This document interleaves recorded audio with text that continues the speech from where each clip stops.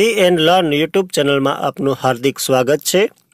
Gujarat quiz Manju Shah ભાગ 6 માં આપનું સ્વાગત કરી રહ્યા છીએ, જે આવનારી રેવન્યુ તલાટી, પીએસઆઈ, પોલીસ કોન્સ્ટેબલ તથા ગુજરાત સરકાર દ્વારા વર્ષ 2018માં લેવામાં આવનારી વિવિધ પરીક્ષા માટે ખૂબ જ ઉપયોગી થનાર છે।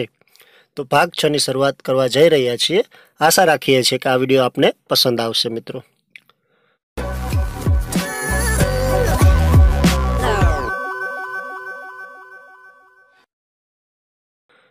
કયો હિન્દુ તહેવાર અંગ્રેજી તારીખ મુજબ ઉજવાય છે?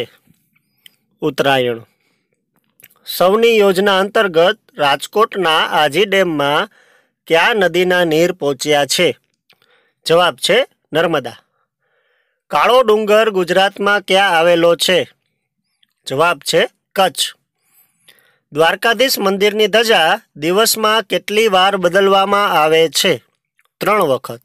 અને જો ચોથી વાર બદલાવી હોય તો કલેક્ટરશ્રીની મંજૂરીની જરૂર પડે છે। મહાત્મા ગાંધીએ સાબરમતી આશ્રમની સ્થાપના ક્યારે કરી હતી? ઈસવીસન 1917માં।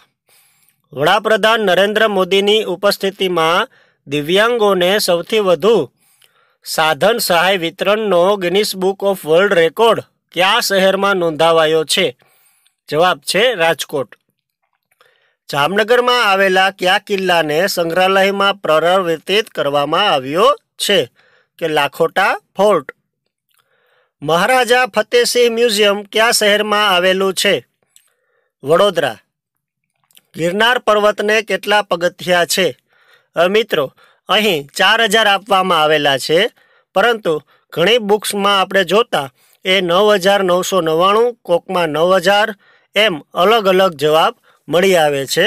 તો અહીં ગુજરાત સરકારે જે આપણને આ બુક આપેલી છે એમાં 4000 લખેલા છે, પરંતુ જો આ પ્રકારનો પ્રશ્ન પરીક્ષામાં પૂછાય તો આપણે ઓપ્શન મુજબ જવાબ આપવાના રહેશે મિત્રો।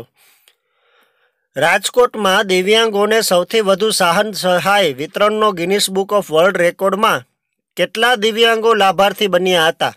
એવો પ્રશ્ન પૂછવામાં આવે તો 18,515 દિવ્યાંગો। ગિરનાર પર્વત પર મલ્લીનાથનું સુપ્રસિદ્ધ મંદિર કોણે બંધાવ્યું હતું? જવાબ છે વસ્તુપાલ તેજપાલ।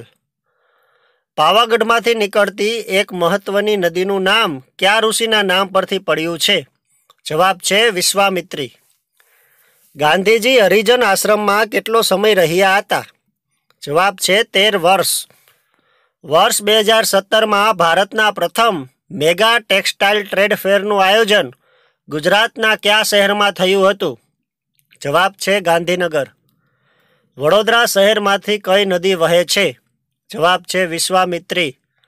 ગુજરાતના સૌથી ઊંચા શિખર ગોરખનાથની ઊંચાઈ કેટલી છે? 3666 ફૂટ। રાજકોટ જિલ્લામાં આવેલા જસદણ નજીક કયો ઐતિહાસિક કિલ્લો આવેલો છે? હિંગોળગઢ। રાજ્યમાં આવેલી જેલના કેદીઓમાં દૈનિક વેતનમાં કેટલો વધારો કરવામાં આવ્યો છે? કે બમણો। હડપ્પા સંસ્કૃતિનો ઉદય ગુજરાતમાં ક્યારે થયો હતો? ઈસવીસન પૂર્વે 2400ની સાલમાં। ખેતીવાડીના ઓજારો માટે ગુજરાતનું સૌથી જાણીતું સ્થળ કયું છે? રાજકોટ। ગીરા ધોધ કયા જિલ્લામાં આવેલો છે? ડાંગ।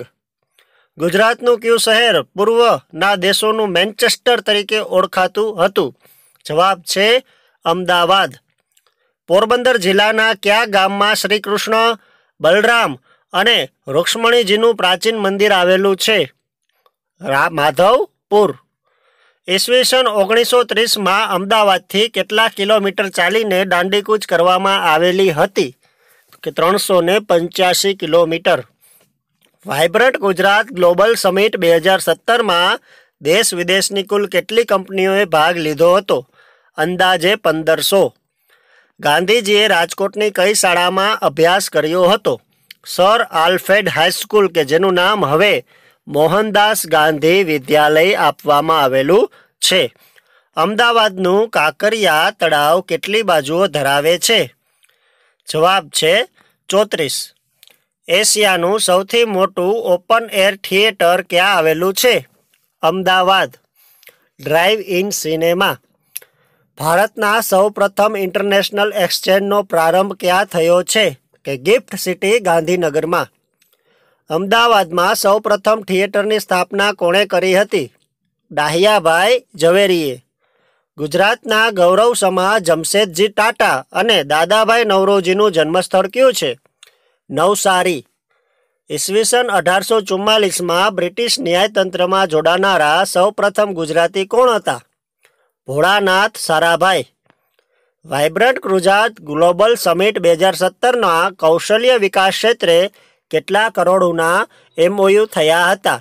2110 કરોડથી વધુ. વરાળથી ચાલતા 100 જીનની શરૂઆત અમદાવાદમાં સૌ પ્રથમ કોણે કરી? ત્રિભુવન શેઠ. અમદાવાદ મુંબઈને જોડતી ટેલિફોન લાઇન સૌ પ્રથમ કઈ સાલમાં નાખવામાં આવી? 1850ની સાલમાં. ગુજરાતનું સૌથી મોટું નળ સરોવર કેટલા વિસ્તારમાં ફેલાયેલું છે? 185 ચોરસ કિલોમીટર. દક્ષિણ ગુજરાતના કયા જિલ્લામાં ટ્રાઇબલ મ્યુઝિયમ નિર્માણ થવાનું છે? નર્મદા. ભારતીય અવકાશ સંશોધનના પિતા કોણ છે? ડૉક્ટર વિક્રમ સારાભાઈ. ગુજરાતની પ્રથમ મહિલા અવકાશયાત્રીનું નામ જણાવો. સુનિતા વિલિયમ્સ, કે જે મૂળ ગુજરાતની છે પરંતુ હાલ એ યુએસમાં રહે છે. આઇન્સ્ટાઇનના સાપેક્ષવાદના સિદ્ધાંત પર સંશોધન કાર્ય કરનાર ગુજરાતી ગણિતજ્ઞનું નામ જણાવો. ડૉક્ટર PC વૈદ. વર્ષ 2017માં કચ્છના કયા ડેમમાં નર્મદા નીર વહેવા લાગ્યા છે? ટપ્પર ડેમમાં. વૈજ્ઞાનિક સંશોધન ક્ષેત્રે ઉત્કૃષ્ટ પ્રદાન કરનાર સંશોધકોને કયા એવોર્ડથી નવાજવામાં આવે છે? Doctor Vikram Sarabhai award. ગુજરાતનું સૌ પ્રથમ 3D થિયેટર ક્યાં આવેલું છે? Science city Ahmedabad. અમદાવાદમાં આવેલા આંતરરાષ્ટ્રીય કક્ષાના ક્રિકેટ સ્ટેડિયમનું નામ શું છે? મોટેરા સ્ટેડિયમ. ગુજરાતના કયા મહત્વના બંદરને વિકસાવવાનો પ્રારંભ વર્ષ 2017માં થયો છે? કંડલા. ગુજરાત ક્રિકેટ એસોસિએશન, કે જેને ટૂંકમાં GCAનું મુખ્ય મથક ક્યાં આવેલું છે? અમદાવાદ. ગુજરાતના કયા શહેરોમાં સચિન તેંડુલકરે પોતાની આંતરરાષ્ટ્રીય ક્રિકેટના 30,000 રન પૂરા કર્યા હતા? અમદાવાદ.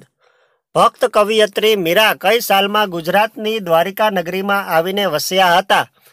ઈસવીસન 1537માં. આફ્રિકન ડેવલપમેન્ટ બેંક બનાવવાની 52મી વાર્ષિક બેઠકની યજમાની કયા શહેરે કરી હતી? ગાંધીનગર શહેરે.